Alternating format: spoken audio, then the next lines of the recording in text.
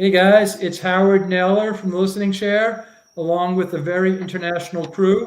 We're beaming in live from all around the world. I'll make introductions, but first, welcome and thank you very much for turning in to our first episode of HiFi Mafia with TAD Laboratories. Very excited not only to have our own first episode, but also to have TAD with us. TAD is a company that's near and dear my heart.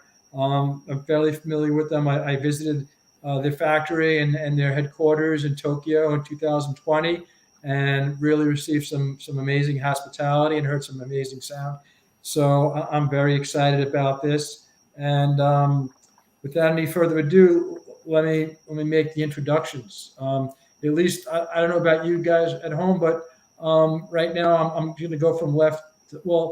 Let me start with our guests first. Let me start with the HiFi Mafia. So I'm looking at my screen from left to right. We have Giles McCoy, who specializes in tech and in AV, Hi-Fi. And Giles has very large followings on YouTube and Instagram and other social media platforms. And Giles is really an expert as far as he's done the live streams frequently. They're very popular. And so we depend on him for our technical expertise, and we're glad to have him. And also, everybody, there he is. And I have Daniel from Bass Therapy, who has absolutely mesmerizing videos up on social media about hi-fi gear, and also specializes in a lot of the same things that Giles does, and has really huge following. People obviously agree because they have, they're really very responsive to Daniel's social media postings. And and myself, I have a YouTube channel and I'm big on Instagram also. So we're glad that we can be here.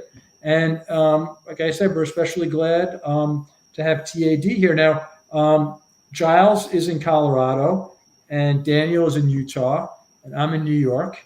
And now for the kind of international part, overseas. So first we have Shinji Taratani, who I always just say Shinji-san when we speak. Hello, Shinji. Thank you for joining us. And you're, I guess, at home now, and you're in a prefecture right next to Tokyo. I'm sure I'm not going to pronounce this correctly. Saitama.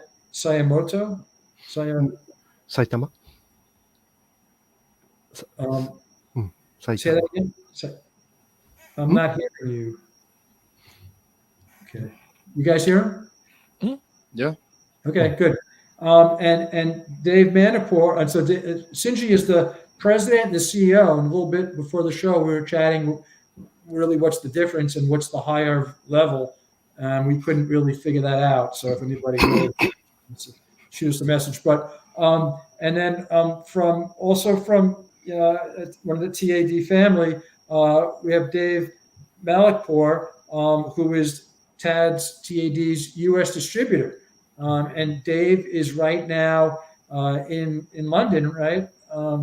Setting up a system for a client. Is that correct? And in addition to being the U.S. distributor, which is a pretty busy job, I'm sure, Dave is very active in the pro audio side and building rooms and all kinds of different things that you're doing there. So we can talk about get into that a little bit more in a minute. And like I said, Dave is not usually in London, but he's there now working for a client. So thanks for everybody. Normally based out of the Boston area. So that's right, Boston, right? So again, thank everybody. And so I guess we can just kind of kick it off. Does anybody have anything like super pressing on their mind, or I can start off with a few questions? And what do you guys have on your mind? Anything? So Howard, I think what would be really good would be to understand, who is TAD or TAD and what the correct way to say that is, and what kind of products do they have out there, and what does their presence look like in the United States? I'm sure that most people will know the brand, but there might be some that don't, and I think that's a great way to get started. Awesome. So, Sinji, Dave, who wants to take that one? Why don't I start just to get things going? So TAD stands for Technical Audio Devices Laboratories, TAD Labs, and we call it TAD or TAD Labs. And they're a division of wholly owned subsidiary of Pioneer, but run completely on their own with a little input and oversight, but essentially under the direction of Sinji and a team of engineers. They get to create the world's greatest speakers, components, and everything that goes into a home hi-fi at the audiophile level. So that includes a range of speakers. They make some incredible amplifiers, DACs, preamp, and SACD player. And while people don't have to buy all of our components and speakers together, they can buy any part of that. The line was developed to be a synergistic sound that works really well together. But I've had a lot of occasion to listen to TAD speakers with all kinds of different electronics combined. And I think where TAD's history comes from originally was to be kind of the research department for Pioneer when Pioneer was venturing in the high-end audiophile space. And as it kind of became clear that TAD had its own incredible products that they were developing and driver technology that Pioneer was enjoying when they were in that space, they realized that Pioneer's focus on consumer electronics was their focus, and that TAD's focus was on creating the very high-end audiophile system. So they decided to allow TAD to become its own company and create products for that market. They do use resources of the TAD, of the Pioneer manufacturing, and while they don't necessarily dip into Pioneer's consumer parts, Pioneer does take advantage of some of the technology that's been developed over since I think 1975. Is that correct, Sinji? Yes, correct. And so we've got a great line of products that go really well together, or can complement any other brand that a listener loves and has already, or likes to cultivate. And some of what we found is that people in audiophile, the two-channel world, loves to mix and match to find the sound that they feel works for them. And so we support that idea, but we also love the idea of people having a complete TAD system. And so when we go to shows, we like to show it all. But I think that's a good starting point to tell a little about the TAD story. Well, one thing I can attest to is that the TAD factory is within the Pioneer factory, but it's a separate building. It has nothing to do with the Pioneer factory. It is clean. It is modern. It is as high-end production. I had to put on all kinds of clean room garb to get in there. And so it's not like Pioneer saying this is a little part of the area where we're going to make TAD. It's a separate, freestanding, very impressive factory. Yes, actually, the TAD's factory is quite special because the Pioneer TAD is a subsidiary of the Pioneer, and the Pioneer is making the car audio unit for the Toyota, Nissan, every company. So their requirement is quite high. So no dust, must be clean for the production. The hair also cannot drop and cannot, how to say that, they are wearing a mask to prevent no breath. Everything. So we are making the TAD unit, TAD products in the car technology requirement. Yeah, when I was there, it was almost like when these things were being made, these components, it was almost like watching in an operating room. Yeah. Everything is white and everything is immaculate, and they have all the high-tech tools, and it was quite impressive. But different point is the TAD product is made by hand, one by one, not mass production product, not mass production. I mean, the TAD product is made by the craftsman. Nobody, so much people can do the TAD product. Right. And I understand also that you fairly recently have become the president and CEO of the company, right? Yeah. 2000, I think we were talking before, and I know 2020. So what's that been like? This three years past my present time, quite difficult time because of the. So I become the CEO of the TAD. So we all over the world facing the corona. So right, the pandemic. And pandemic. So I cannot do anything about the promotion in the world that time. Mm-hmm. So and one more thing is I was the engineer before become the CEO. So I don't know how to sell the product to the people. That's two handicap I have. I have. But I study the internet, everything, and read the books. So I study a lot. And nowadays, I'm a little bit have a confidence to handle the TAD organization. I would just add that in getting to know Shinji over the last 2 years, and you know, when I joined, or when we first got acquainted, when we first started discussing the distribution in America, and because I think Pioneer is a big company behind TAD, and TAD moved, I think everybody understands that it takes time to make a good deal. So we spent a lot of time getting to know each other as companies before. And one of the things that stood out to me as a company is that they chose an engineer to be the CEO. And I find it personal. I know that in many conversations with Shinji, he says he's handicapped, or he's not a marketing expert. But actually, I think this is the strength of the company.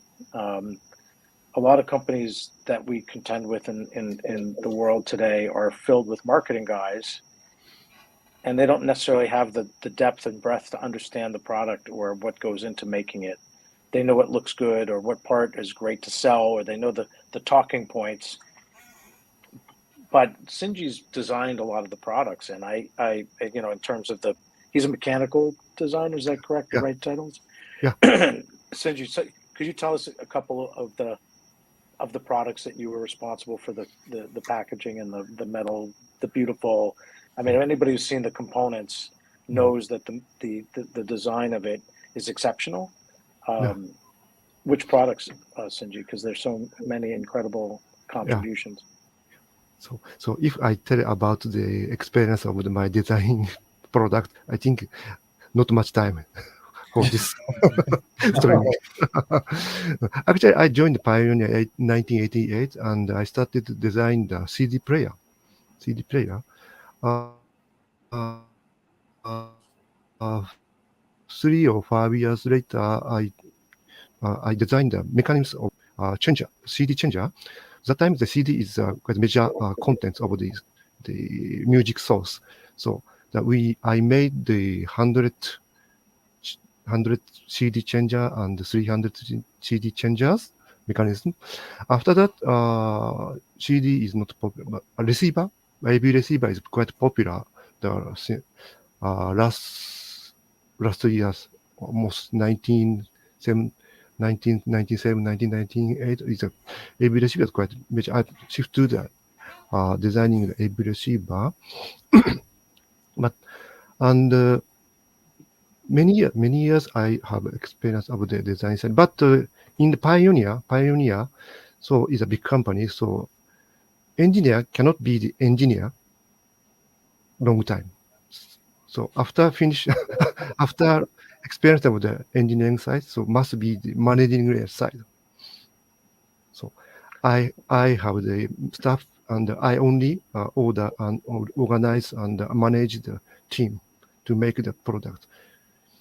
That time I didn't feel not so good. I want to be the designer.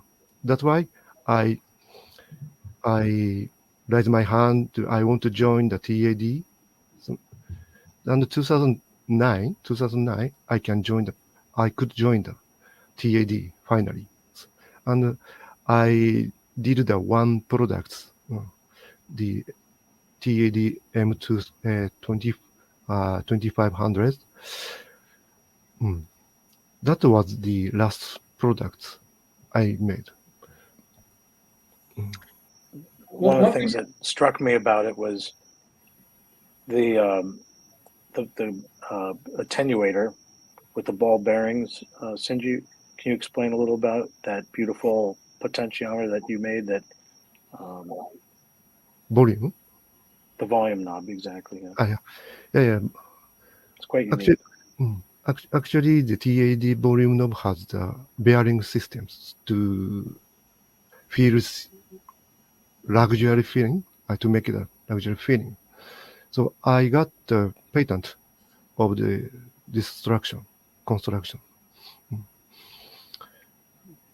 Yes, anybody who's ever walked up to any TAD volume knob, you feel it's got this incredible dexterity and smoothness, and the ball bearing system behind that, and the patent that Shinji created for it is still today behind all of those, and I find that to be impressive. But it feels great. It looks and it feels as good as the system sounds. Right, and I know Shinji also. I know you've worked on some of the cabinets, and one thing that you get with TAD is you don't get just a box, a plain looking box. You get, different shapes, very cool designs. I'm sure they have some functional purpose, but aesthetically they're very neat.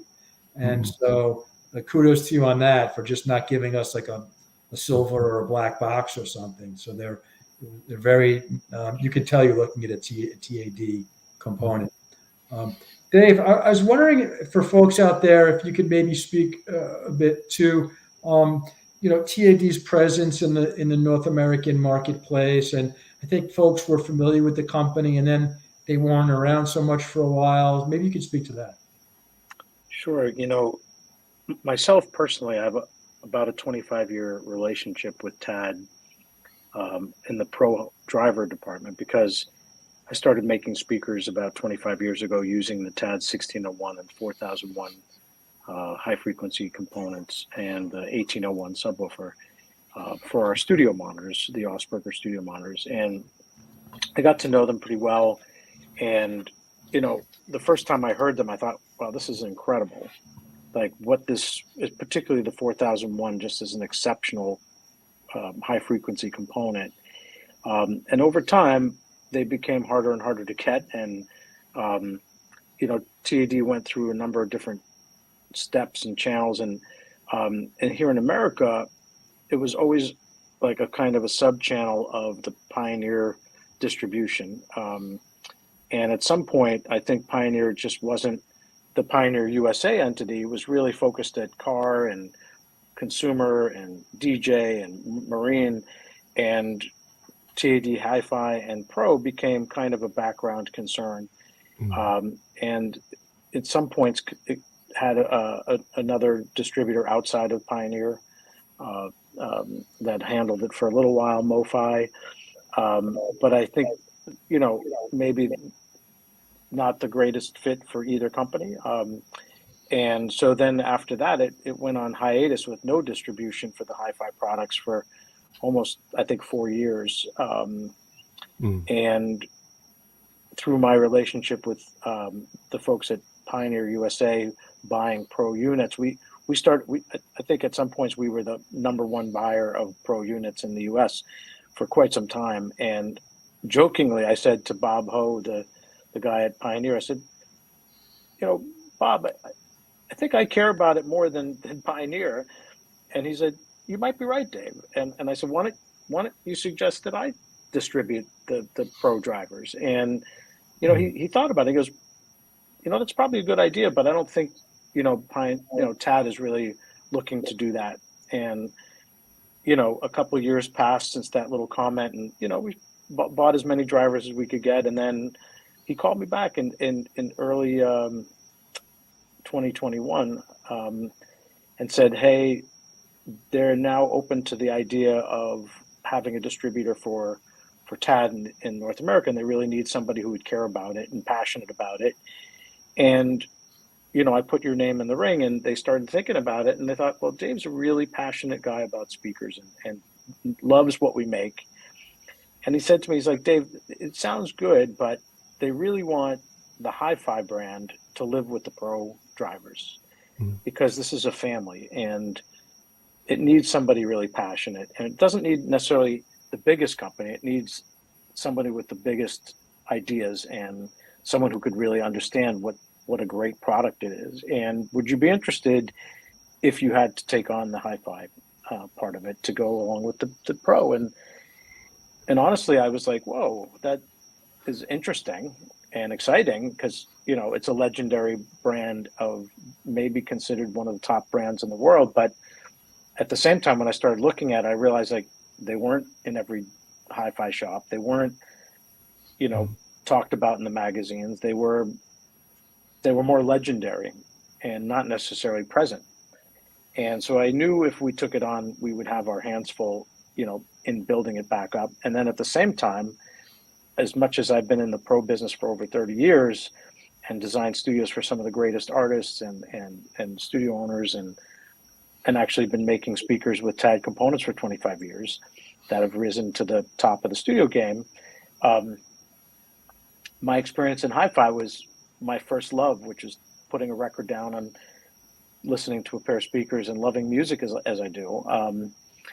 And then I started looking further, and I realized this was actually what I was meant to do. I was meant to take on this next step in my personal career of rounding the circle between being a music lover, creating studios, and then being able to present what I think is the best speaker system in the world for listening to music, and the most natural and the most close to what you might hear in a studio. And in fact, a lot of studios are using these TAD components to make records that we all enjoy and listen to. And when I examined it a little closer, I realized that it needed love, because where it had been in this sort of neutral space in America, in other parts of the world, it was respected, it was selling well, in some of the most strong hi-fi markets in the world, TAD is considered to be one of the best. So I thought, if I'm going to enter the hi-fi market, and entering it with TAD would be a really amazing experience and an honor to bring this to the US market and North America. And so I decided to go forward with it. And the first speaker I got was the CR1 TX. And along with that, when they sent that to me, kind of as a introduction to what may be one of the greatest speakers they make, they sent me a DAC and an amp. And honestly, I didn't even know they made those things until I dug a little deeper, because even before me, no one brought them in. Pioneer USA didn't seem to think it was worth bringing them in for whatever reason. The MoFi might have had a couple, but when I started, evaluating the DAC, I put it up against all the greatest pro DACs that people were using making records. And I thought, you know what, this thing sounds more musical to me. And so I just fell in love with the brand personally. And, I think if you're going to go into the market, sincerity and care can't be bought.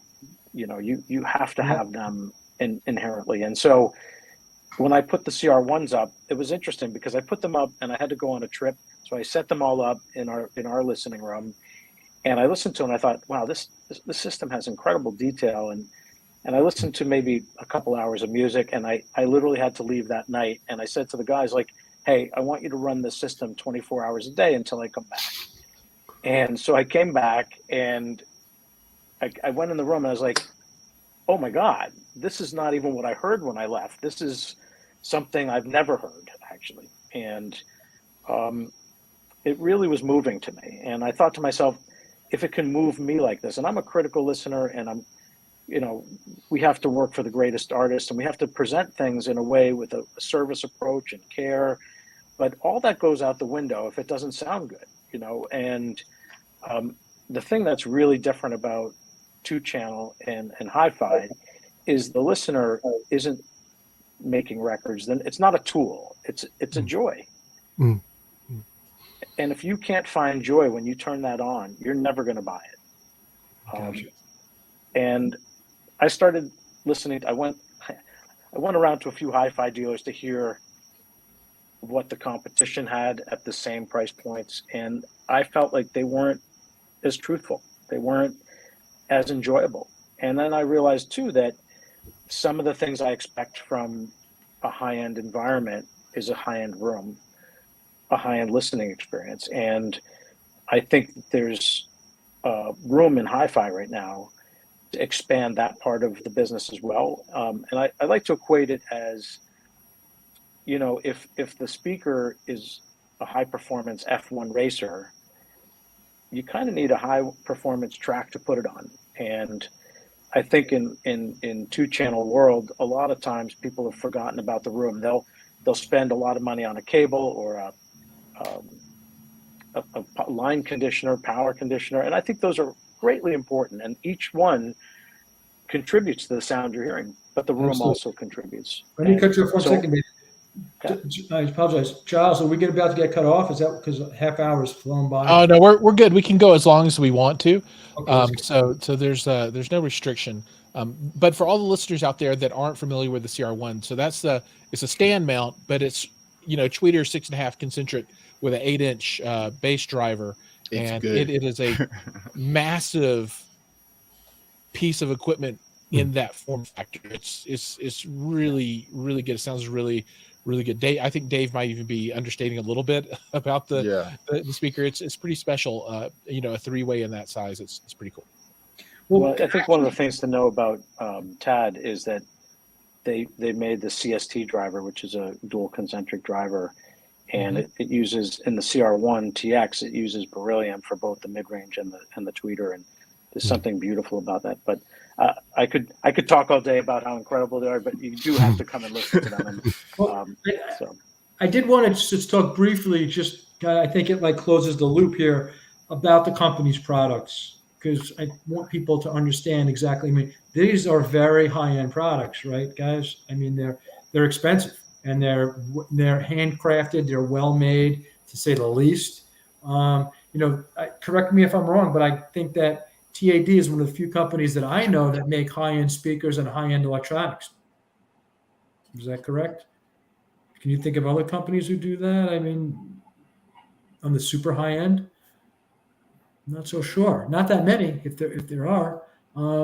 So what products do you? Yeah. not only do they make the component, the you know, amplifiers and speakers, but they actually make the drivers. Right. And almost everything inside the system is handmade. So as Sinji was saying, I don't know if we lost Sinji there. Yeah, it looks like we've lost him. Hopefully he'll be back. For sure. And There he is. I think when you delve into something that is made at that quality level, you know, some people say it's expensive, and obviously in 2-channel audio, you know, obviously there's some people who are in it that have a very small budget but really love music, and I think that's really valued, and you can progress from one to the next. And TAD does have a range of products, from the E01, that's our entry level speaker, and just to give it some frame reference, that also uses the CST driver, and that starts at about 17.5 with the stand, or 15,000 without it. And so while that's not inexpensive, when you listen to it, you get the same TAD sound that you get with the $160,000 reference one.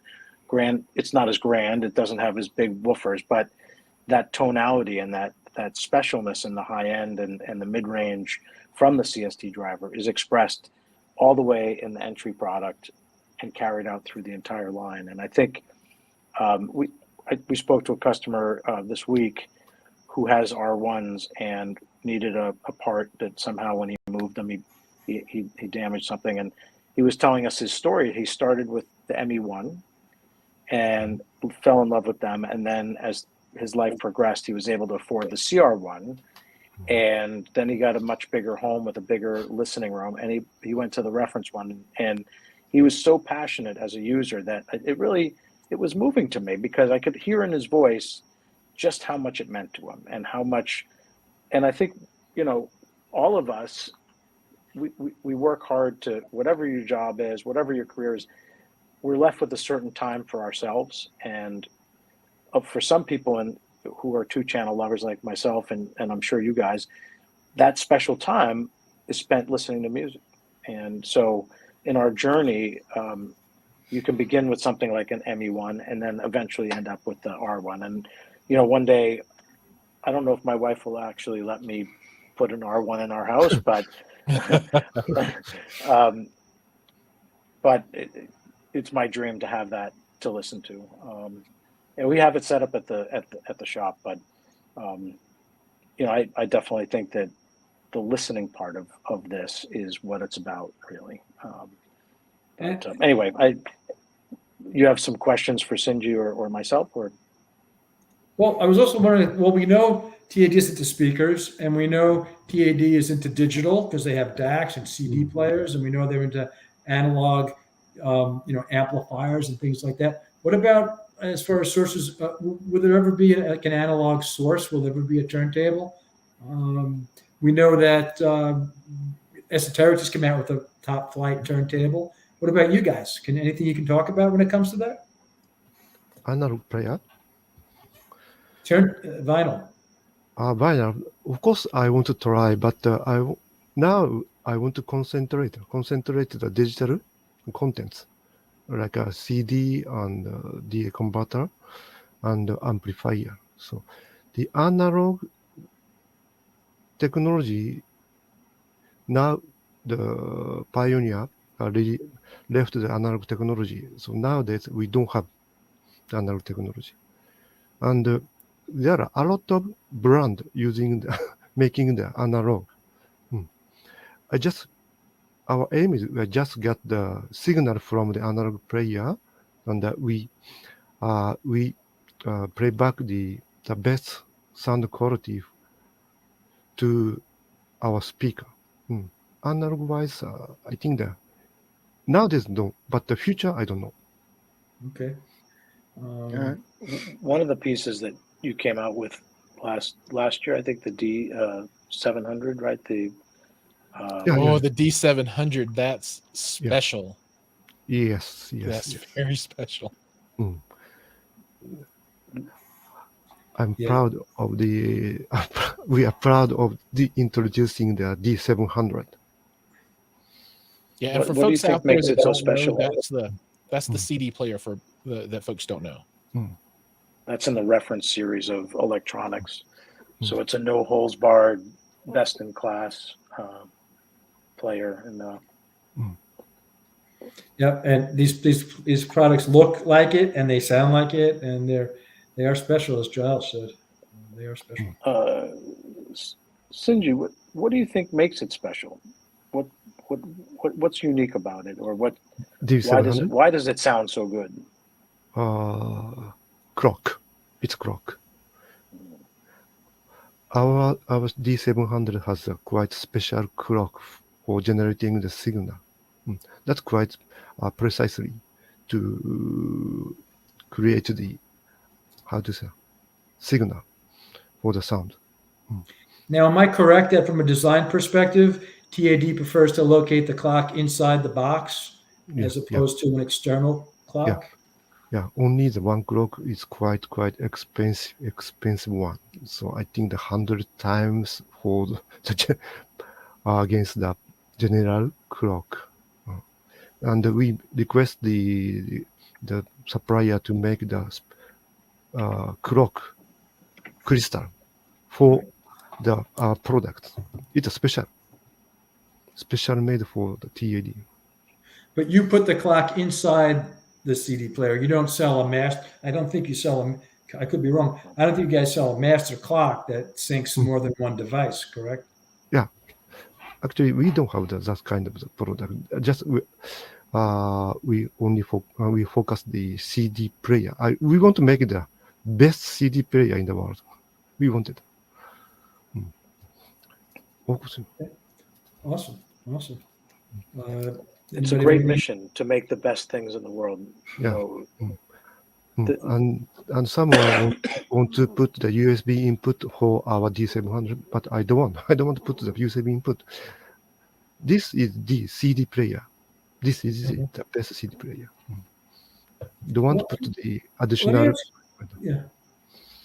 Let me ask you about that. So some people believe that USB is inherently not a good protocol for high-end audio, and other people advocate that no, the USB protocol is fine. It's just how it's executed.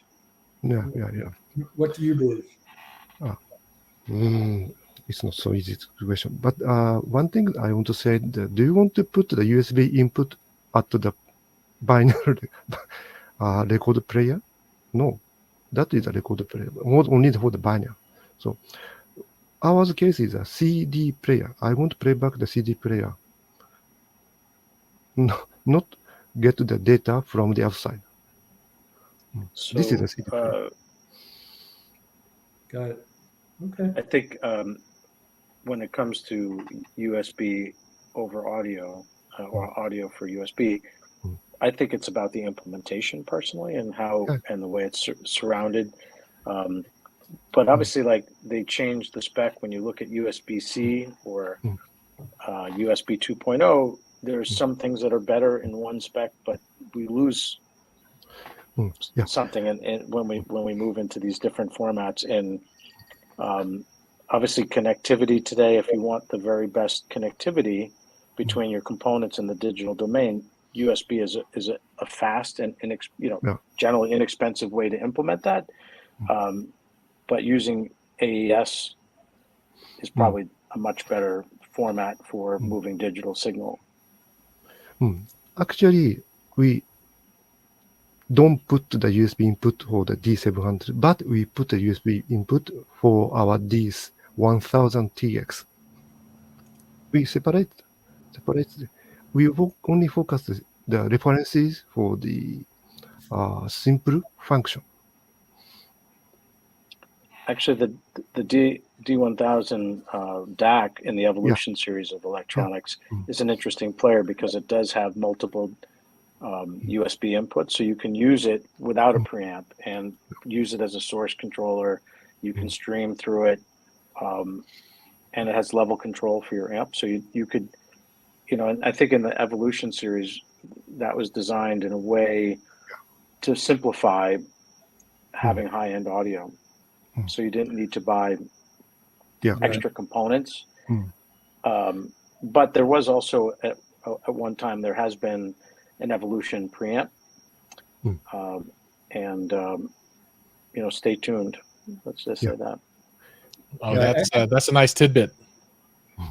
Yeah, well, I think Giles and Daniel and I would probably need a preamp in our systems if we want to review different types of gear.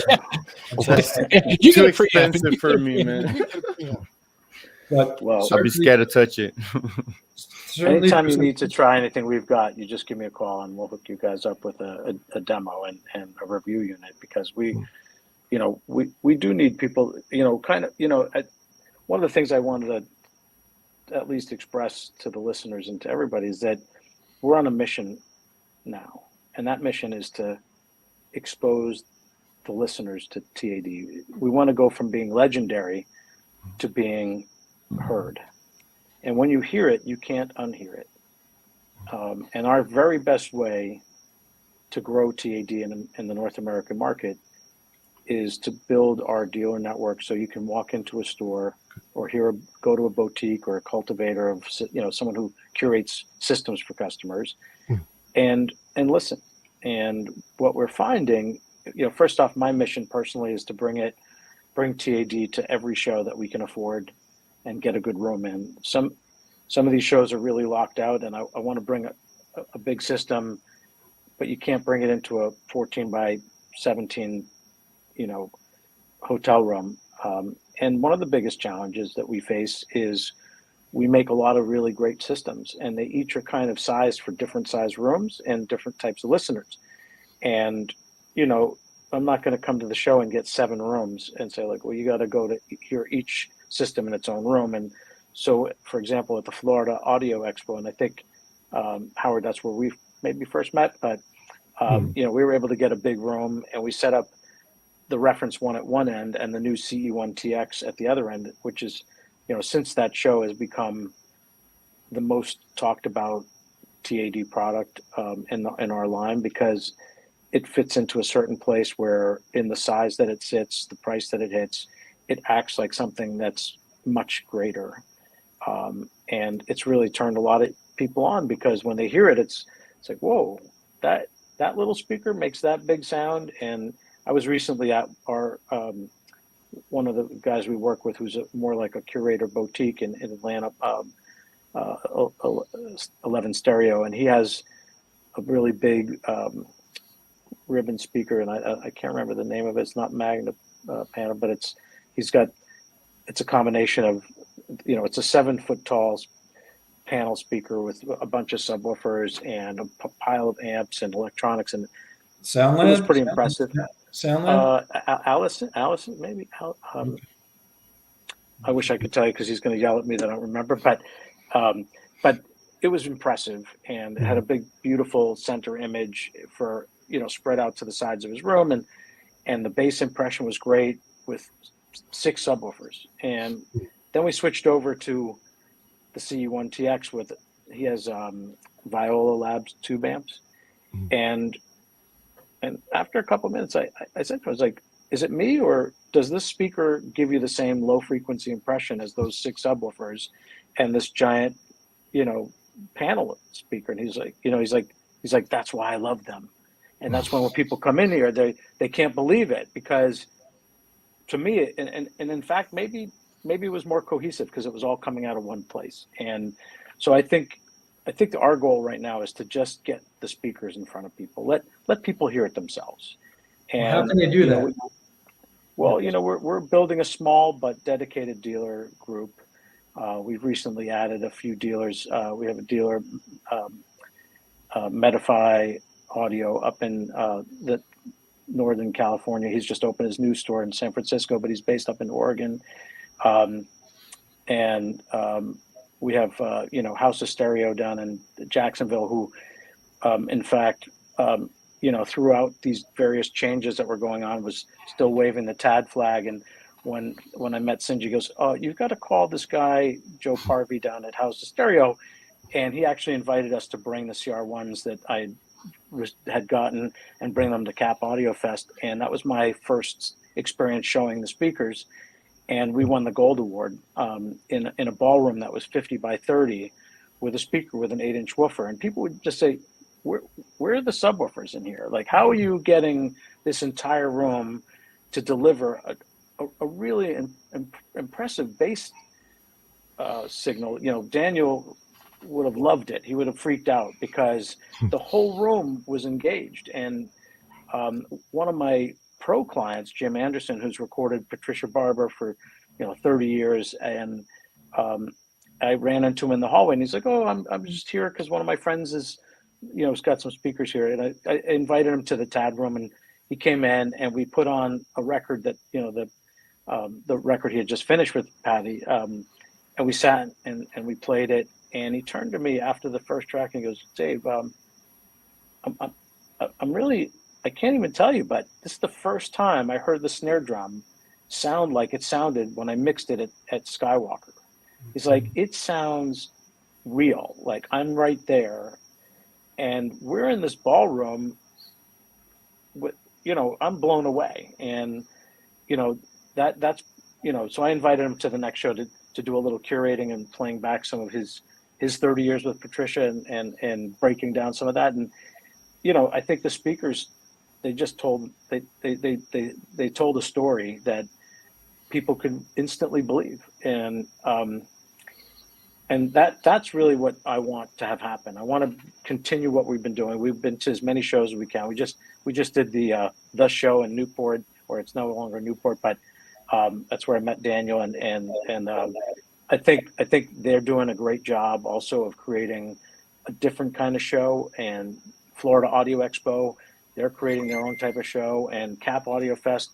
Each of these shows kind of has their own vibe, and so and different proximity to users. So interesting thing at the show was a lot of California people and very few people from other markets. So what I realized is that we need to take TAD on tour, because if you're in Newport, you may not go to Capital Audio Fest or Florida, and vice versa. And so, we're seeking in the coming year, we're going to be at Cap Audio Fest. We're going to be at Expona. We're going to be at Flax, Florida Audio Expo. We're going to go back to the show, and we hope to be just a staple in the audio community where people can come and listen in a non-sales environment where they can just listen. And we will bring people like Jim Anderson and some of our great pro clients. I brought a mastering engineer that helped interpret for Shinji, who's Japanese. He was supposed to join us tonight, but he was in the middle of mastering something else, and he couldn't break away from the ASAP Rocky project, which is about to drop. But I think listening is the key. So we're building a group of dealers that are dedicated and also believers, and not just people who want to pile up brands and just have everything because someone's going to call. We need dealers that are going to invest in the demo, set up a room where you can listen effectively, and be able to make more believers. And what's happened after each of these shows is we get 1 or 2 or 3 or 4 conversations going, and we have to determine, do they fit with TAD? Are they going to make the right commitment? And are they people we can feel carry out that what I like to call a white glove experience? I think when someone buys a high-end system, it's not just the system, it's the experience of it. And the product is made by hand, and it should be delivered by hand, and it should be set up by hand. And this is not something you click a button on the internet and say, yeah, I want that. No, you want someone to come to your home, understand the best position of your room, make sure that your system is speaking the way the system can perform. And so the dealers we're working with and chosen and have chosen to come to us are people I think that fit that mold. And we have a few new ones coming on shortly. We're just in the final negotiations with 3 new partners that I think are going to be really great to bring the product to those markets. And we do see it as a partnership. We don't see it as someone who's just going to buy a speaker and put it in their inventory. We see it as someone who's going to be just as passionate as I am, or just as passionate as Shinji is, so that we can carry this out and that we can, build a family of users. And one of the things we've been doing is also reaching out and asking, if you have a pair of TAD speakers, come talk to us, reach out to us, join the family, rejoin the family. And what we found is that the TAD users are dying for that connection. They want to be part of something because they're such believers themselves. A gentleman I talked to at one of the shows told me that he had bought a Reference 1 system early on and then sold it about 3 years later. And then after getting something that he thought was amazing, about a year into it, he goes, I had to go buy, so he traded them in and got another Reference 1 system, and someone convinced him to sell it. And then he went out and bought the Reference 1 TX. So I think in our mission, when we're trying to listen to something and want the greatest, sometimes we get sidetracked to something else. And then when you have that experience and you want to come back, so if you have a TAD system, please do reach out to us at Pad HiFi, info@PadHiFi. Tell us about your system. Send us a picture of your living room. We're looking to collect those images and share stories and also invite you to come and hear the new products.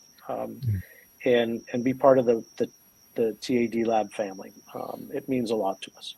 Well, I guess TAD is also ramping up their social media now, so they could become part of that as well. They'd be doing a great job at it. Thank you. And all I gotta say is I'm a believer. I heard them at Expona, and at Expona, we had like a 3-minute timer to do videos on it, and I think I stayed the longest at the TAD room because they were playing my songs, and it was the best room ever. I heard those bookshelves because I walked in, I'm like, oh, they're bookshelves, And then they started playing them. I'm like, whoa, they're not just bookshelves. They're something else. Yeah, I was really impressed. And when you came to our room at the show, you know, you asked me, hey, would you mind closing the door for just a minute and let me take a video? And I remember you put on some really bass heavy stuff, and I remember the smile that you had, because it was infectious to just watch you enjoy it. And then you posted on your channel, you know, the CR1 moving in and out with the bass, and then you said, hey, could I hear it on the other system? And we quickly patched it over. And you know, I think one of the things that's interesting and impressive is that, you know, the CE1 is a smaller speaker than the CR1, but you don't feel that when you're listening to it or experiencing it. So, and yeah, I'm really passionate about it, and I really appreciate you for doing that for me. I can never forget it. And yeah, that room was really good. Those two speakers, what you guys are making, I don't know, it's crazy. I don't know how to explain it, but when you sit down and listen to it, you're just there. And I don't think any other bookshelf I've ever heard, and I've heard a lot from going to events and other listening to other people's systems. That room it's just really good. Thank you so much. Thank you. Well, we look forward to hearing him again at the Capital Audio Fest. Well, we have something in store for that show. I can't tell you now, but if you liked what you heard so far, you're going to love the next thing we're going to show you. So I'll just say that. And we've, you know, the engineers, I'll tell you that one of the things that I love about TAD is that the engineers, some of which have been there longer than Shinji, and, you know, 25 or 30 years of developing the drivers that are in all these products. And, you know, we were doing an article, we had a review from a magazine. They said, okay, can you send us a picture of the, and give us the name of the, you know, the designer of the drivers. And they sent me a picture of 7 guys. Okay. And there's no rock stars at TAD. There's an incredible team. And there's not one person responsible for the sound. Even though we've had some incredible designers like Andrew Jones in the past, they had a team that made all those things. That no matter who's thinking of it and say, hey, we want to have this or we want to have that, or what if we tried this? That team is the team that's put all that together. And, you know, when I joined this adventure, I asked for a few things and they delivered.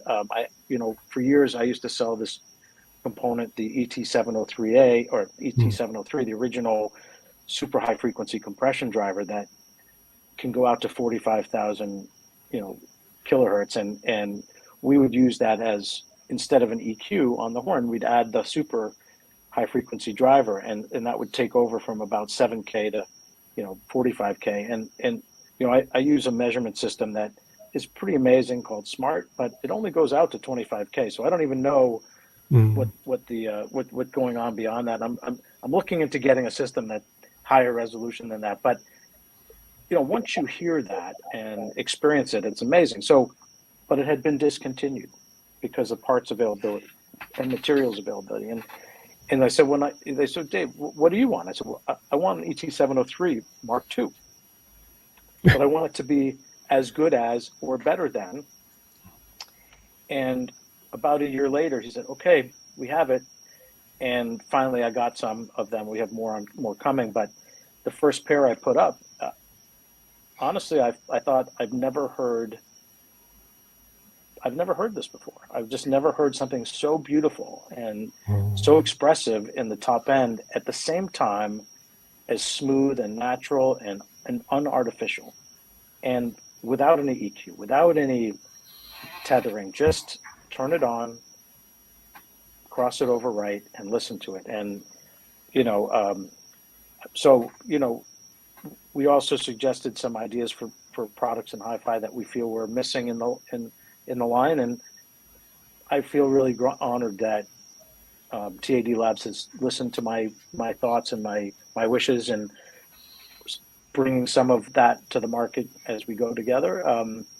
So I feel very excited for the future, because I think we have a reinvigorated TAD. I think TAD with Shinji at the helm is both thinking about the engineering and his own quest to become a great CEO and learn how to sell is put new energy into the company in a way that is exciting. And we feel it as a distributor because we see a response coming, and I think customers feel it when they see a product like the E01 TX come. And Stereophile, when we sent them the speaker, they were interested in reviewing it. They'd heard a couple things, and I think one of the guys heard it at the Florida Audio Expo, and so we sent it to them. And along the way, we got a call back saying, "Hey, we'd like to put this on the cover." I was like, "Whoa!" It's far from my expectations. And they went as far as taking their own photos. They really were passionate about it. Not just, "Hey, this is good," or "We like it." They did one of the most in-depth technical reviews as well. Not just what does the reviewer like for listening, but they went to the technical side, measuring it in extreme depth and uncovering all the things that made it what it is. And I think when you can reach people with something like that, it says a lot about the manufacturer, that they're deeply passionate about the product. And when Sinji just said earlier about, I want to make the very best CD player in the world, I invite people to take a listen, because I think he may have done that. I personally believe. I'll leave you, just like with Daniel, I'll leave you with just my one last personal experience that I had. And I don't need to compliment anybody needlessly. It's just not, I talk to high-end manufacturers all the time. I have a very high-end system myself. And so, Sinji, I don't know if you remember this, but when I was in the TAD listening room, we listened to a lot of classical music. You guys said, "Oh, I got something special for you now." And they played Michael Jackson's Thriller. I don't know if you remember that. And that was just extraordinary. And I've been on a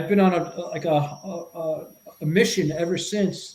I've bought the MoFi version. I've bought vinyl. I've bought the CDs. I've bought all the different types, and I've always tried to reproduce that and get that the crank of the coffin opening up and the wolves in the background, and I thus far have not been able to reproduce that. I'm still working on it, and it was really quite something to hear, and the scale and the detail and the naturalism, which by all regards is not a great recorded piece. Thank you. Thank you very much. Thank you. It was pretty impressive. So anyway, I wanted to leave you with that. So. Well, that's, that record has become, I think, a standard for people to judge speakers on, because while it may not have been the most perfect in some ways or other, in some other ways, it may be the most perfect, right? The balance, the expression, Michael Jackson himself as a writer, composer, Quincy Jones, everything that went into those records. I heard something like, I think there's hundreds of mixes before they chose the mix for that. And I think they went back to mix number 2, if I remember correctly. But, the passion and devotion to in recording side of things, I think is key and important. And from one of my personal concerns of today is making sure that we preserve the art of recording properly. And when we have AI and all these things coming into our spectrum, I think it's very important for us as listeners, just to get off speakers and amps and all that stuff and think about the music itself, that the listeners support the great recordings by buying them, not just streaming them. Invest in a record collection or invest in recorded music, because the only way that we're going to end up getting more of it is for the enthusiast to own it, not just to pay a $15 a month fee. Look, no knock on Tidal, Q-Buds. I love them. I use them all the time. They're great. But I do think we have a responsibility to our community to invest in music and to demand great music from people, like not just accept, poor recordings or bad digital copies.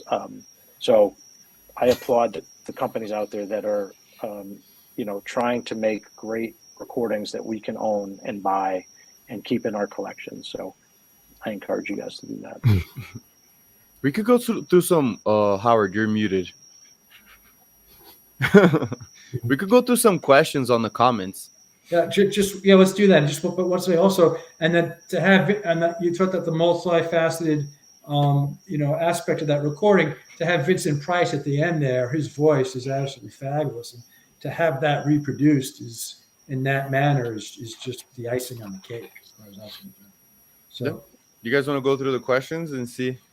So Yeah, someone somewhere asked, what is Tad's philosophy with regards to measurements versus listening? Dave or Senji, do you guys want to answer? Sinji, I think you should answer a little on that one, because I you remember one. Yeah, see, he's asking the difference. What is Tad's idea regarding just measuring versus the listening? In other words, how does Tad approach in the design process? Are you strictly using the measurements and the technology to say, oh, this is a perfect signal, so that makes it good, or are you using ears and auditioning the tonality of the products? Okay.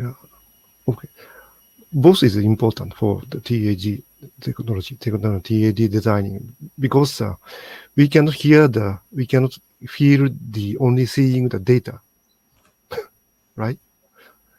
So we check the data first. We make some assumption, or this curve is making it good or not, and we try. Only the few difference, the curve makes a good big difference.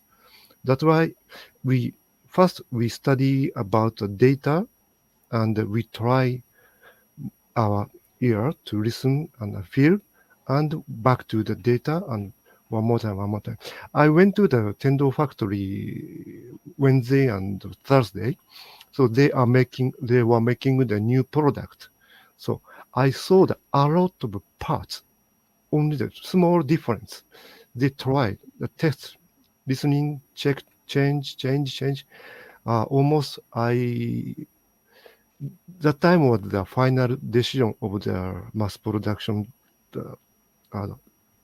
component decision. So that time we spend.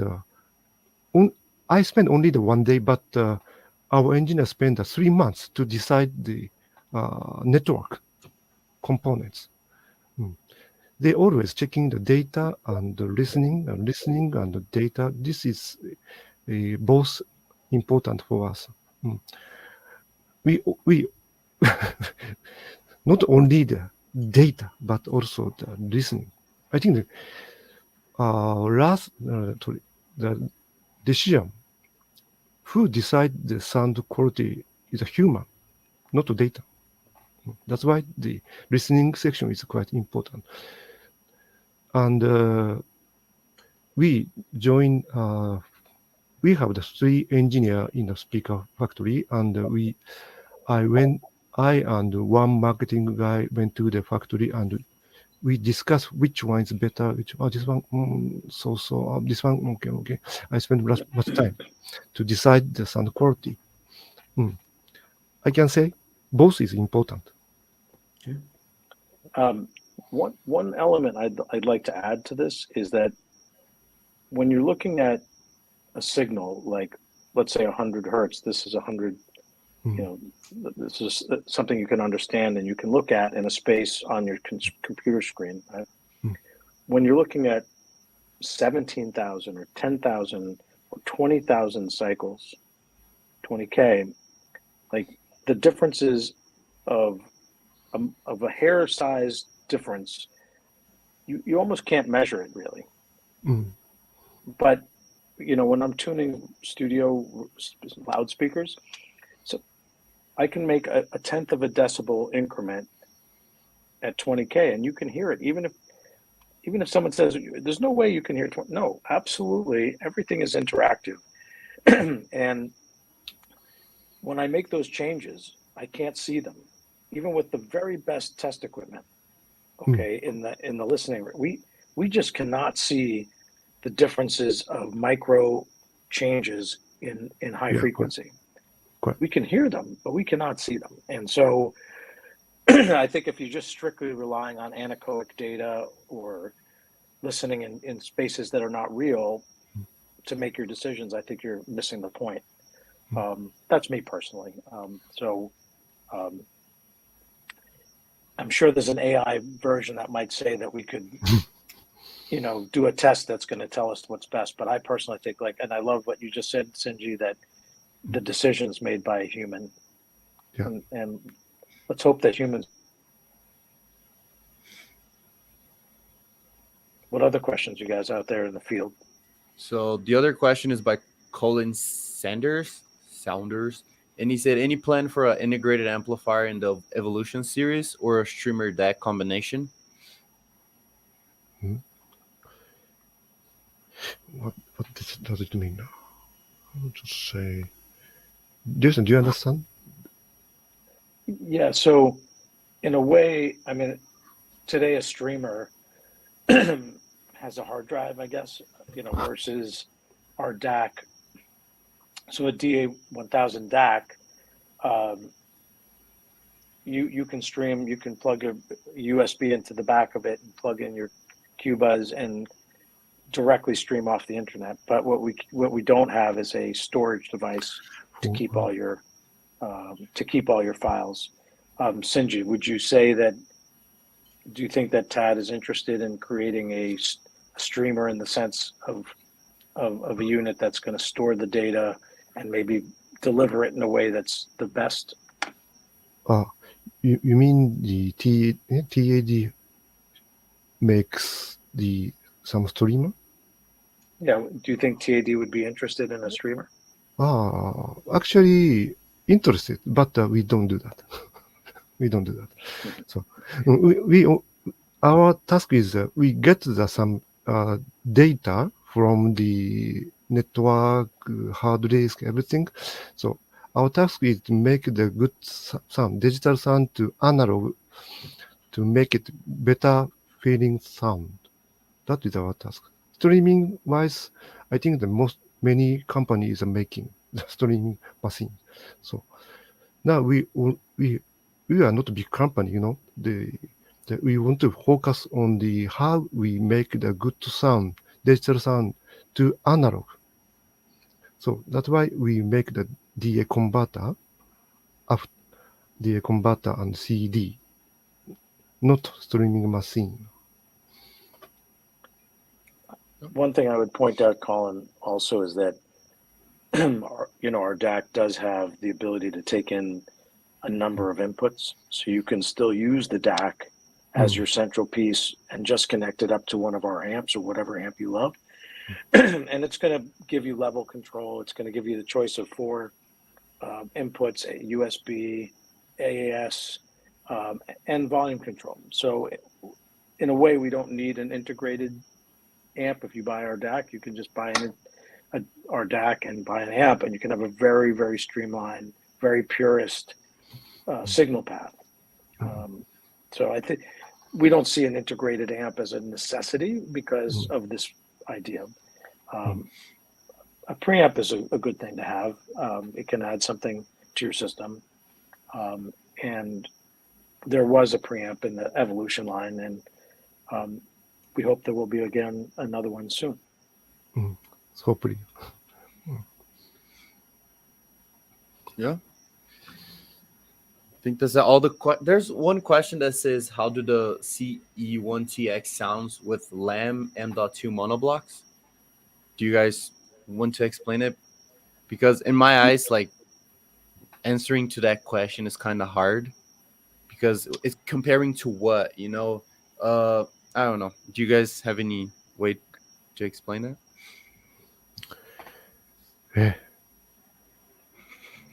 No. Which one? No, I mean, look, I think somebody had a question about how that product sounds with, Lamb's monoblocks. But if you haven't heard him, unfortunately, I haven't heard.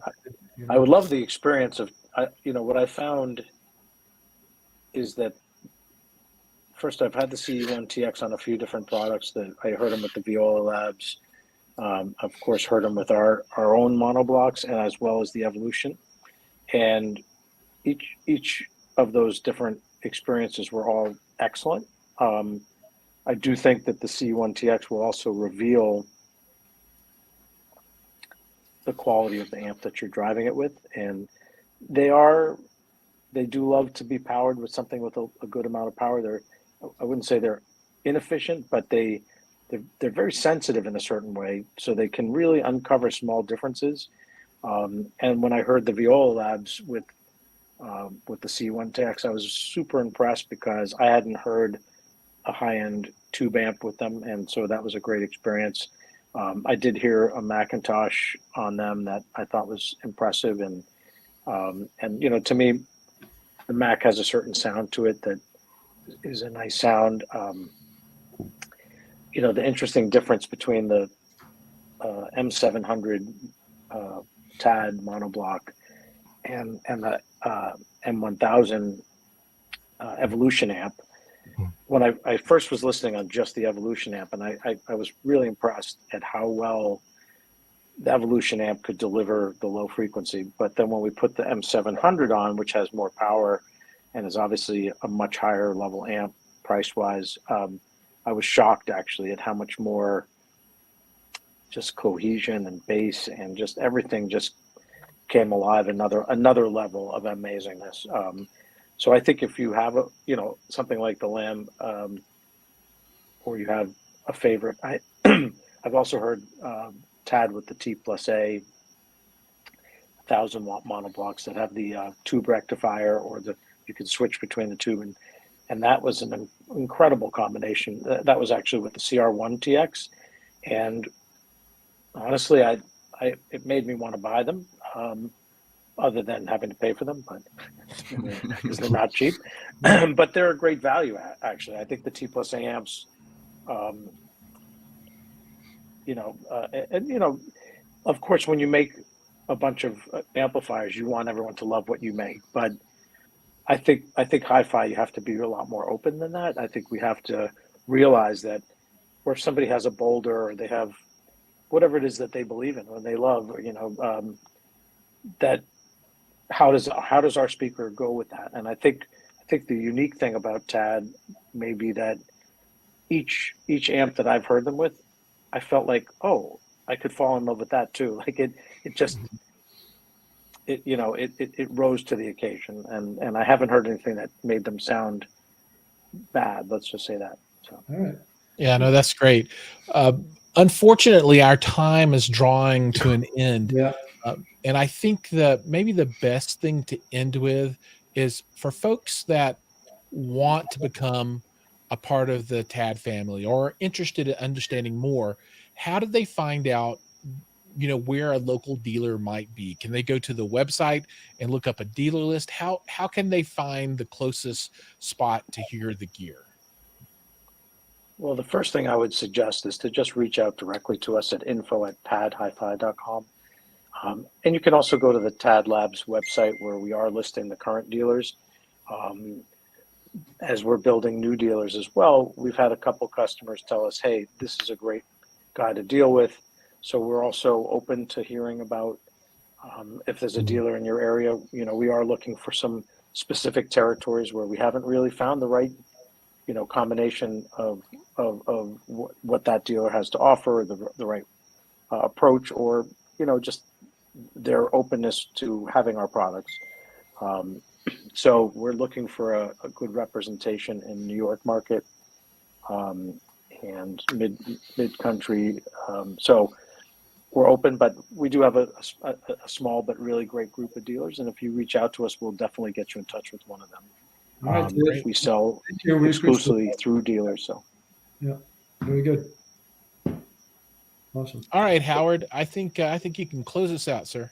Yeah, I just want to thank everybody from around the world, and especially the folks who are listening in to our presentation tonight. So thank you for joining our first HiFi Mafia episode, and we're going to announce very soon. We have another exciting one planned, so stay tuned for that. Keep an eye on our social media, on Giles and Daniel's and myself social media and YouTube channel. and we're going to announce something coming up soon. So thanks again, everybody. And have a great. I know in Tokyo it's morning, and here in New York it's evening, and various other times in various other places. So thank you, everybody. Thank you very much. Yeah. All right, take Thanks care, so much everybody. for We'll see having us. everybody Thank you. next Thank time. you. Take care. See you guys. Take care. Bye I'll see you bye. at the next show. Okay. You got it. I will.